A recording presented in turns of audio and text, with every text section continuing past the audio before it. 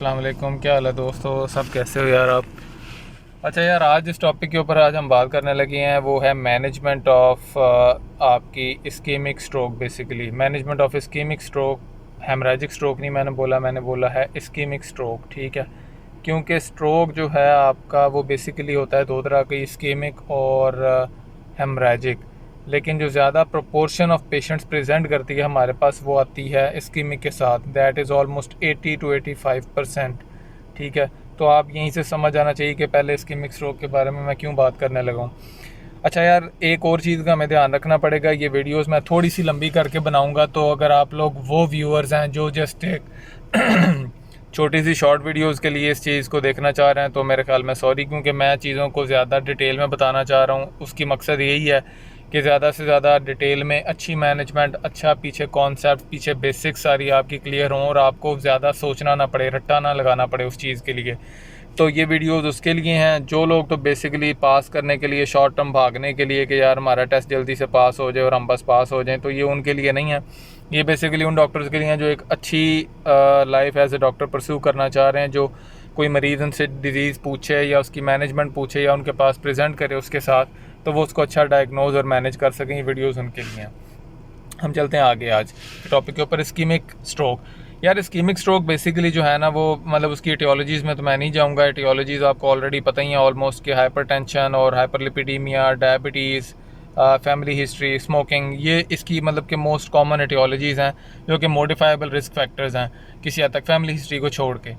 तो एटियोलॉजीज़ आपको ऑलरेडी पता हैं, और अगेन वही कि मतलब कि पैथोजेनेसिस यही होगा कि ये जो सारी डिजीज़ मैंने आपको बताई हैं ये क्या करेंगी कि ये एथरोस्क्लेरोसिस कर देंगी हमारी ब्लड वेसल्स के अंदर, यानी कि अगर ये ब्लड वेसल है तो उसको नैरो कर देंगी, तो उस वजह से जो है वो हमारी ब्लड फ्लो कम हो जाएगा उस ऑर्गन को, और मे भी एक टाइम आएगा कि ये रप्चर होगा और ये पूरी ब्लॉक हो जाएगी। तो ये हो गया हमारा इस्कीमिक स्ट्रोक की एक जो है वो अपना पैथोजेनेसिस के एथरोस्क्लेरोसिस के थ्रोम्बोसिस उस जगह के ऊपर हो जाएगा।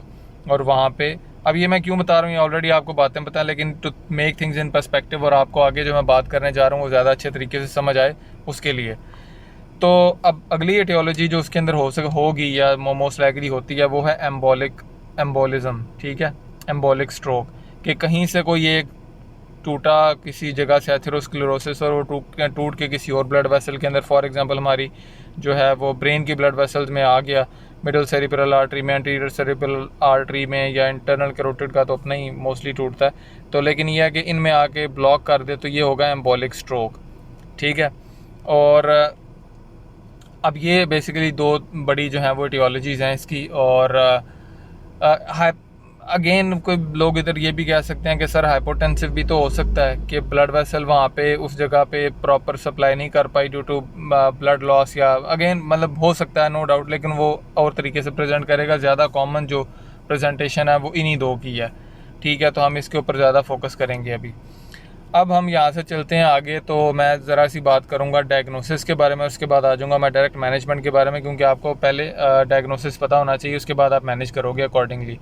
जब भी कोई पेशेंट आपके पास आएगा ना स्ट्रोक की सिम्टम्स के साथ, फॉर एग्जांपल वीकनेस के साथ आएगा, वो अगेन एक लंबी डिबेट है कि आपको पूरा ब्रेन की जो है वो पता होना चाहिए कि कौन सा एरिया कैसे सप्लाई होता है, और जो है वो किन एरियाज़ को कौन कौन सी ब्लड वेसल सप्लाई करती हैं, तो और वो वैसे सिम्टम्स प्रेजेंट करेंगे। लेकिन एज्यूमिंग दैट कि आपको पता है कि ब्रेन के किन एरियाज को कौन सी ब्लड वेसल सप्लाई करती हैं और किस ब्लड वेसल की ब्लॉकेज से क्या सिम्टम्स आएंगी, हम वहाँ से बात को आगे कंटिन्यू करते हैं। कि फॉर एग्जांपल एज्यूम कर लेता हूँ कि उसकी मिडल सेरिब्रल आर्टरी जो है वो ब्लॉक हो गई है। ठीक है, कोई एम्बोलिक एक सोर्स वहाँ से एम्बुलाई आया, उसने जाके ब्लॉक कर दिया, तो मोस्ट लाइकली अगेन वही जिन एरियाज़ को ये सप्लाई करती है, फॉर एग्जांपल जो है वो फ्रंटल लोब का जो लेटरल सरफेस वाला एरिया, ये वाला एरिया जो है, ये जहाँ पे आपका प्री सेंट्रल जायरस, पोस्ट सेंट्रल जायरस है, जहाँ पे आपकी सोमैटोसेंसरी और मोटर सिम्टम्स आती हैं, जहाँ आपका ब्रोकाज एरिया है, यहाँ पे एफेजिया की सिम्टम्स आ जाती हैं, यहीं से आपकी ऑप्टिक रेडिएशन भी गुजरती हैं, तो हेमियोनॉप्सिया की सिम्टम्स भी आ सकती हैं, और वर्निकीज एरिया इधर, तो उसकी भी सिम्टम्स आ सकती हैं। तो अब मैं एज्यूम कर रहा हूँ कि आपको पता है, तो अब आप क्या नेक्स्ट चीज़, पहला स्टेप क्या करोगे कि पेशेंट आपके पास आया है टिपिकल सिम्टम्स के साथ, आपको लग रहा है यार कि ना ये इस्कीमिक स्ट्रोक यार इसको हो सकता है, या फॉर एग्जांपल हेमोरेजिक भी हो सकता है। तो सबसे पहली जो आपने डायग्नोस्टिक मोडालिटी यूज़ करनी है, जो टेस्ट आपने यूज़ करना है, वो है नॉन कंट्रास्ट सीटी। अब बच्चा यहाँ पे पूछेगा कोई भी, यार सर या मतलब कि डॉक्टर साहब कि इधर आप non contrast CT scan of head ही क्यों करवा रहे हैं, क्या वजह है उसकी? तो यार उसकी ना बड़ी एक सिंपल सी वजह है, वो वजह मैं आपको बताता हूँ। अच्छा, तो यार रीज़न जो है ना उसकी नॉन कंट्रास्ट सीटी करवाने की हेड की, उसकी रीज़न बड़ी सिंपल सी है, और वो ये है कि चूंकि मैंने ऊपर अभी बात करके आया हूँ कि ये दो तरह के जो है वो मोस्ट कॉमन रीज़न्स हैं कि स्ट्रोक होने की, इस्केमिक और हेमरेज। तो आपको ये बात तो बड़ी सिंपल तरीके से पता है कि जो सीटी के ऊपर जो वाइट वाइट चीज़ हमें नज़र आएगी ब्रेन पैरेन्काइमा के अंदर, वो होगी डेफिनेटली आपकी जो है वो से क्या हम कहेंगे ब्लीड होगा। तो अब अगर तो हम कंट्रास्ट वाला सीटी करवा देते हैं तो कंट्रास्ट तो फैल जाएगा, अगर तो वो ब्लीड हुआ ठीक है तो उसको पूरे को कवर कर देगा, उसको जो है ना वो हमें एक्चुअल आइडिया नहीं होने देगा। तो अगर हम नॉन कंट्रास्ट करवाएंगे तो सिंपल सी बात है कि अगर तो इस्कीमिया होगा तो हमें कोई वाइट एरिया नहीं नज़र आएगा उसके अंदर, ठीक है, यानी ब्लीड नहीं होगा वो। और अगर वाइट एरिया नज़र आ जाता है नॉन कंट्रास्ट के अंदर तो वो गारंटीड बात है कि वो हेमरेज था, हेमरेज का अपना ब्लड था, वो कंट्रास्ट चूँकि हमने नहीं डाला होगा तो जो वाइट वाइट एरिया हमें नज़र आएगा वो हेमरेज होगा। तो सीटी स्कैन जो है अब वो जब हमने हेड का करवा लिया और उसके ऊपर हमें कुछ नज़र नहीं आया, मतलब हमें लगा कि नॉर्मल है, जो कि नॉर्मल नहीं है, बेसिकली पेशेंट सिम्टम्स के साथ आया। और शुरू के जो 6 से 24 घंटे हैं उनके अंदर सीटी जब आप करवाएंगे ना तो सीटी के अंदर आपको इस्कीमिक स्ट्रोक के कोई चेंजेस नहीं मिलेंगी, ठीक है। उसकी वजह बड़ी सिंपल सी है कि चेंजेस को नज़र आने के लिए, मैं इसको थोड़ा सा शिफ्ट कर लेता हूँ ऐसे। अच्छा यार, चेंजेस को जो है ना वो नज़र आने के लिए आपके पास कम से कम भी ना 6 से 24 घंटे चाहिए होती हैं। और उसकी रीज़न ये है कि चूंकि जब अब इस्कीमिया हुआ है तो उसके बाद फिर जो है वो चेंजेस आएंगी, उसके बाद जो है वो सोडियम पोटासियम एटीपीएस जो प्रोटॉन ये पोटाशियम पंप्स हैं, ये मतलब इनकी एक्टिविटी काफ़ी हद तक कम हो जाएगी। जब ये कम होगी तो स्वेलिंग स्टार्ट होगी, स्वेलिंग स्टार्ट होगी तो फिर उसके बाद जो है वो राइबोसोमल डिटैचमेंट होगी, जो कि बेसिकली मैकेनिज्म है सेल इंजरी का, जो कि आपने पैथोलॉजी के अंदर पढ़ा हुआ है। तो वो चेंजेस आते आते जो है ना कम से कम 24 घंटे जब होंगे ना तब आपको वो एक्चुअल चेंजेस सीटी के ऊपर नज़र आएंगी इस्कीमिया की, जिसमें एडीमा होगा। जिस एरिया का एडीमा, जिस एरिया का स्ट्रोक है वहाँ पे जो ग्रे और वाइट मैटर जो सल्साए हैं उनकी जो ये डिमार्केशन होती है ये बिल्कुल ख़त्म हो जाएगी। आपको बिल्कुल ऐसे सेम एरिया नज़र आएगा सीटी के ऊपर, जो कि अभी मैं आपको आगे सीटीज़ दिखाऊंगा भी। तो यहाँ पे अभी तक हम बात डायग्नोसिस के ऊपर ही कर रहे हैं, अब हम आगे चलते हैं। मैनेजमेंट का एक स्टेप हमने कर लिया कि वो है आपने नॉन कंट्रास्ट सीटी करवाना है ताकि आपको कंफर्म पता चल जाए क्या है ये सीटी इस्कीमिक है या हेमोरेजिक है। चूँकि मैंने पहले भी बात किया कि हम इस्कीमिया के ऊपर ज़्यादा जोर देंगे क्योंकि ज़्यादातर पेशेंट उसके साथ प्रेजेंट करते हैं। तो अब जो इस्कीमिक स्ट्रोक है ना यार, उसके अंदर पता क्या होगा, इस्कीमिक स्ट्रोक के अंदर होगा ये कि आपने नॉन कंट्रास्ट सीटी करवाया और उसके बाद कोई चेंजेस नहीं मिली, तो इसका मतलब था कि वो इस्कीमिक था। अब नेक्स्ट स्टेप जो आपने करना है, अब आपने देखना है टाइम। जो दूसरा स्टेप है वो है टाइम का, टाइम उस आदमी को कितना हो गया है, आया वो सिम्टम्स आए हुए। जब आपने सीटी करवा लिया आपने उसे पूछना है सर आपको कितना टाइम हुआ है। अगर तो वो 3 से 4.5 घंटे के अंदर है तो आपने ये करना है कि आपने उसको फ़ौरन से पहले आपने उसको थ्रोम्बोलिसिस करना है, क्योंकि ये एक ऐसी टाइम पीरियड है जिसके अंदर अगर आप उसका क्लॉट तोड़ देंगे तो चांसेस ऑफ रिकवरी या चांसेस ऑफ मॉर्बिडिटी और मोर्टेलिटी काफ़ी कम हमने देखा है, स्टडीज़ के अंदर आते हैं। अब और ये थ्रोम्बोलिसिस आप करेंगे कैसे, कोई भी टीपी आप एजेंट ले लें, वो स्ट्रेप्टोकाइनेज हो सकता है, वो जिसको हम एसके कहते हैं, या वो एल्टाप्लेज, टेनेक्टाप्लेज या रीटाप्लेज हो सकता है, जो कि बेसिकली एजेंट्स हैं बायोलॉजिकल टीपीए। तो अब आपने ये करना है, थ्रोम्बोलिसिस करना है।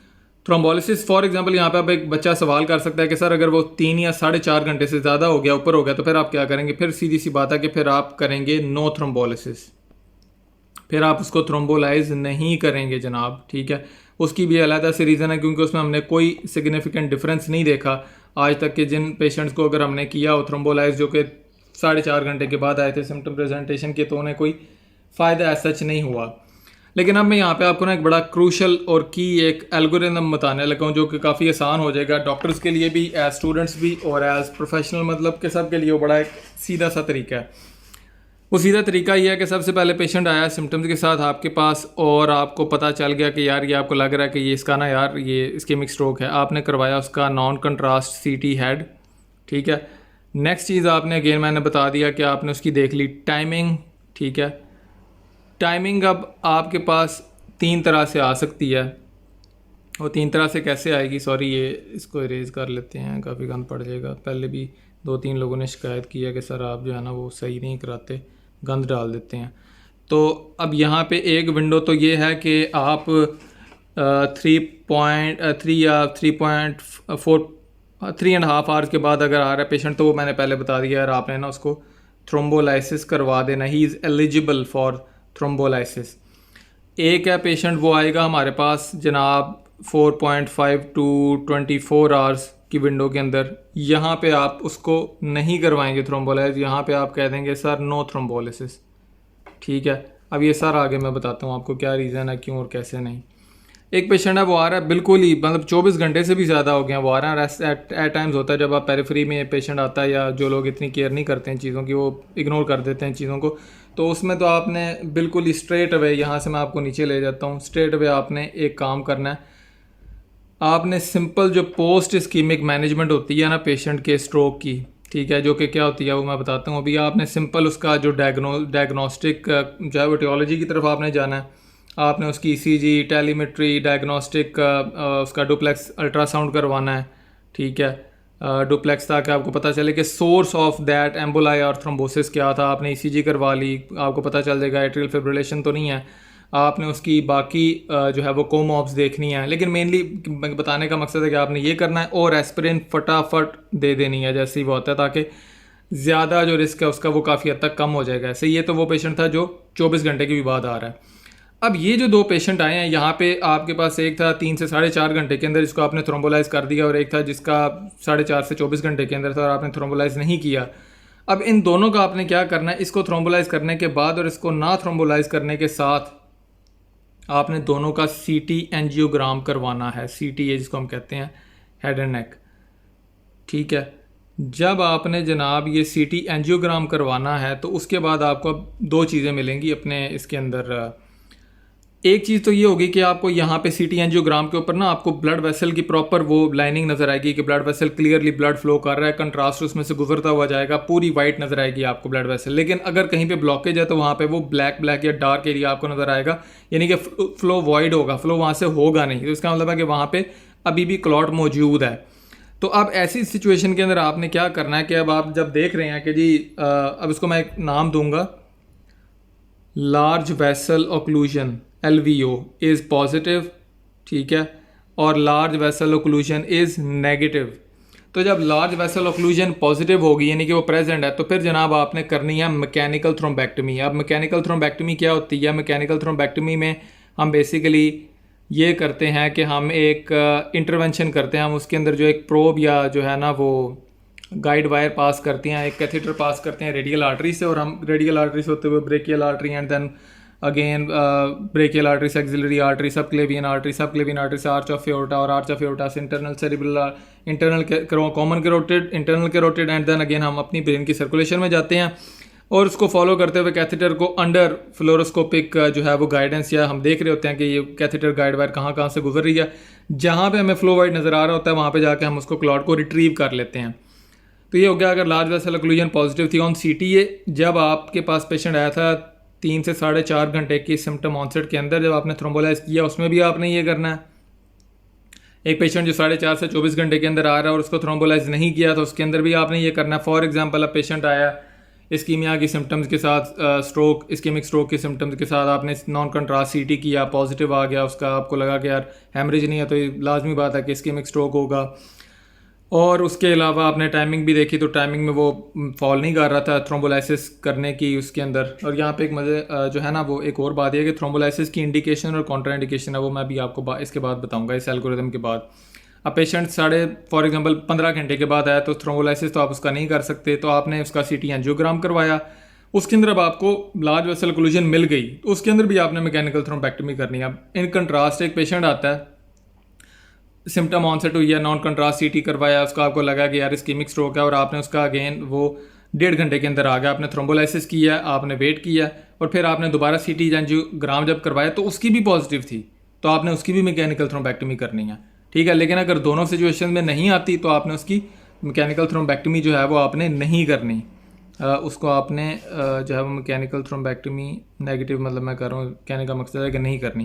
तो यार ये एक बड़ा ना सिंपल सा तरीका है कि एल्गोरिदम है बड़ा सादा सा, कि अगर आप दे करना चाहो मैनेजमेंट, आप हाउस ऑफिसर हो, आप मेडिकल ऑफिसर हो, आप पीजीआर हो, आप कुछ भी हो, तो ये एक बड़ा सादा सा जो है ना झटका तरीका है जिसको आप देख। अब मैंने कोई इसमें कोई रॉकेट साइंस नहीं इस्तेमाल की, मैंने जस्ट आपको बताया है कि एक पेशेंट आया यार, सिम्टम तो कोई भी देख के बता सकता है, सस्पेक्ट कर सकता है कोमॉब की हिस्ट्री के साथ, और सिम्टम ऑनसेट जो कि मैं आगे बताऊंगा सिम्टम्स कैसे प्रेजेंट करती हैं। आप एक पैटर्न है तीनों स्ट्रोक्स के अंदर, एम्बोलिक स्ट्रोक में, थ्रोम्बोटिक स्ट्रोक में और हेमरेजिक स्ट्रोक में, ठीक है। उसका भी मैं आपको एल्गो बताता हूँ ग्राफ के ऊपर कैसे सिम्टम्स प्रेजेंट कर सकती हैं। लेकिन बताने का मकसद है कि सिम्टम्स आई हैं, आपने नॉन कंट्रास्ट सीटी करवाया जो कि 15 मिनट के अंदर हो जाता है।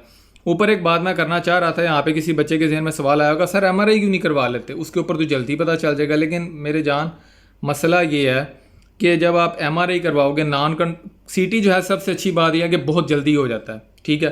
सबसे अच्छी बात यह बहुत जल्दी हो जाता है, बहुत अब ईजिली अवेलेबल होता है। एमआरआई हर जगह पे अवेलेबल भी नहीं होता, और एमआरआई में कम से कम 3 से 4 घंटे का टाइम लग जाता है। और this is very crucial time being considering that the patient is going through a very tragic और लाइफ थ्रेटनिंग कंडीशन।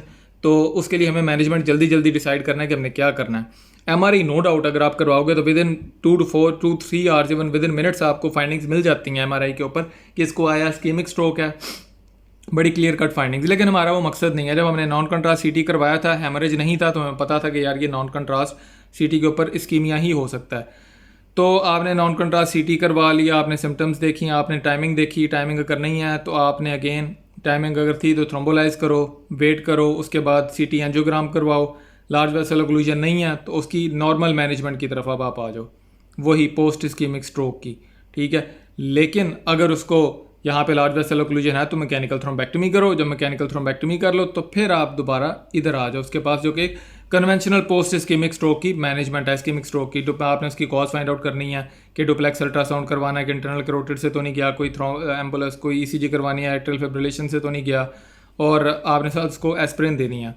यहाँ पे कुछ चीज़ें जो हैं बहुत सारी यहाँ पे एडिशन होने वाली है मैनेजमेंट के रेलेवेंट, ये लेकिन ये आपको बताने का मकसद था इस वीडियो के थ्रू कि यार ये आसान है, कोई इतनी बड़ी चीज़ नहीं है कि हम कंसल्टेंट्स के ऊपर डाल दें, वो हमें सिखाएंगे, हम सीखेंगे, हमें पढ़ाते नहीं हैं, ये नहीं करते, वो नहीं करते। तो आई थिंक ये these are really lame excuses. अब इस सिंपल वीडियो के अंदर जो है ना काफ़ी हद तक मेरे ख्याल में आपका कुछ हद तक कॉन्सेप्ट क्लियर हो गए होंगे। और इसी के साथ जो अगली वीडियो में हम बात करेंगे ना बेसिकली वो जनाब हम बात करेंगे कि कॉन्ट्राइंडिकेशंस और इंडिकेशंस क्या होंगी थ्रोम्बोलाइसिस की, ठीक है। सीटीज़ की इमेजिंग के ऊपर बात करेंगे कि वो कैसे प्रेजेंट करेंगी, क्या क्या फाइंडिंग्स होंगी, कॉन्ट्राइंडिकेशंस, इंडिकेशंस, और उसके अलावा कि जो पोस्ट इस्कीमिक मैनेजमेंट है वो डिफरेंट होगी, थ्रोम्बोलाइसिस वाले की भी थोड़ी सी और जिसकी थ्रोम्बोलाइसिस नहीं की उसकी भी, ठीक है। तो वो हम नेक्स्ट वीडियो के अंदर बात करेंगे। होपफुली आप लोगों को ये टॉपिक पसंद आया होगा, और अगर कोई भी क्वेश्चंस आते हैं ना यार तो उनको कमेंट्स में डाला करो ताकि वो आपके कॉन्सेप्ट जो हैं वो भी मैं काफ़ी हद तक कोशिश करूँ कि एड्रेस करूँ, ठीक है।